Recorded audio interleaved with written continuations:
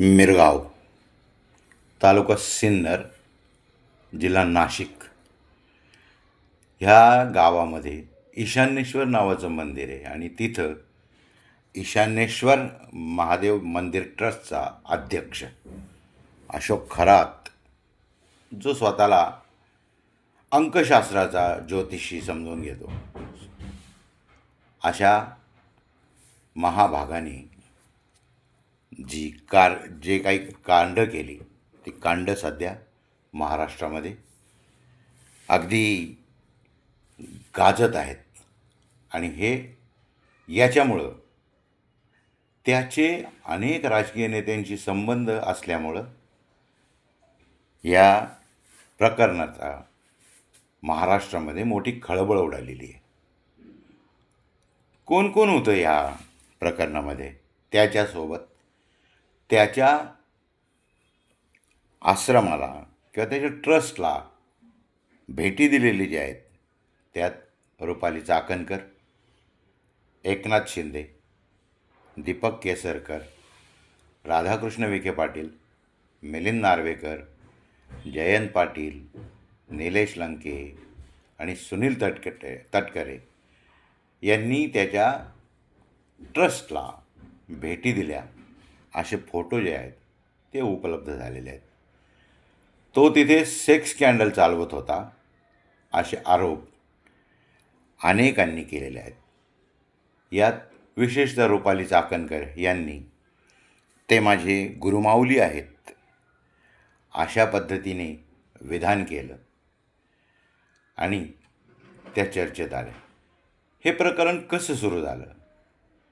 तर या प्रकरणामध्ये अशोक खरात याच्या विरुद्ध हे खरं तर प्रकरण यापूर्वीच उघडकीला आलं असतं. मराठवाड्यातल्या खबरदार पुढारी या नावाच्या वृत्तपत्राने यापूर्वीच हे प्रकरण बाहेर काढायचा प्रयत्न केला होता. पण रुपाली चाकणकर यांनी त्या वृत्तपत्राला धमक्या दिल्या आणि धमक्या देऊन तुम्ही असं खोटं कसं छापता, एखाद्यावर अन्याय कसा करता, अशा पद्धतीने त्यांनी विधाने केली आणि त्याला मागे टाकण्याचा, पाठीशी घालण्याचा प्रयत्न केला. रुपाली चाकणकर या त्यांच्यासोबत अनेक फोटोमध्ये दिसत आहेत. या प्रकरणामध्ये हे प्रकरण जे आहे ते त्याच्याच ऑफिसमधल्या नीरज जाधव यांनी त्याचे काही आक्षेपार्ह व्हिडिओ हे उघड केल्यामुळं हे संपूर्ण कांड जे आहे ते उघडकीला आलं.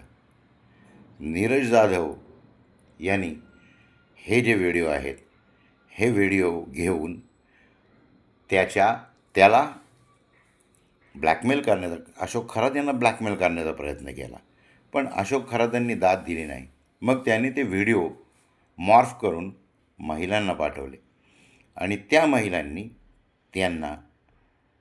त्यांच्याविरुद्धच पोलिसांमध्ये तक्रार केली. पोलिसांनी तक्रार केल्यानंतर या प्रकरणामध्ये चालना मिळाली.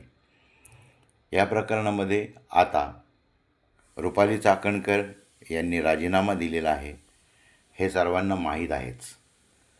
यासोबत आता या सखोल चौकशीसाठी SIT महाराष्ट्र शासनाने नेमलेली आहे. रुपाली चाकणकर यांनी या प्रकरणी राज्य महिला आयोगाचा राजीनामा दिलेला आहे. या प्रकरणी अनेक नेते यात गुंतलेले असतील असं निश्चित दिसतं आहे. ह्या सेक्स स्कॅन्डलचे व्हिडिओ सध्या नेटवर खूप गाजत आहेत आणि असा जो माणूस आहे त्याची चौकशी झाली पाहिजे अशा अनेक संघटनांनी, अनेक नेत्यांनी मागणी केलेली आहे.